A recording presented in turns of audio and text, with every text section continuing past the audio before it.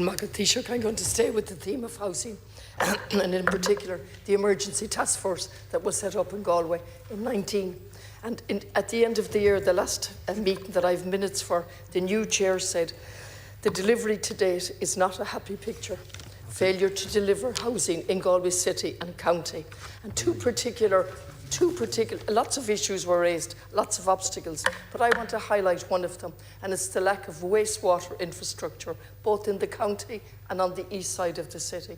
I have used every opportunity to raise it on the Dáil of the floor, and here's the task force, 5 years after it was set up, telling us housing delivery is going the wrong way, finally beginning to look at the obstacles, one of which is the failure to resource Irish water, the failure to ensure that it's top of their list of their targets for a city that has been picked out as one of the 5 destined to grow. So no housing development can take place in the Gaeltacht, none, because there's absolutely none, and the development of East Galway can't take place because there's no wastewater treatment. Thank you. I was in Galway recently, and I met with in Galway. I met the county manager and the city manager, and I've agreed to meet both of them for a more detailed discussion around development issues within. Sorry. Sorry.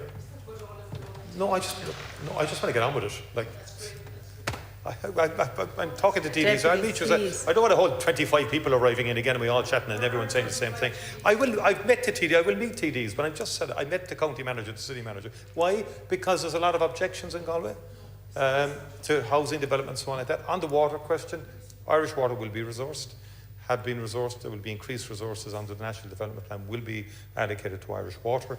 I'm fully aware of the issues around wastewater treatment in Galway. Thank you, Taoiseach. And we will work to address them.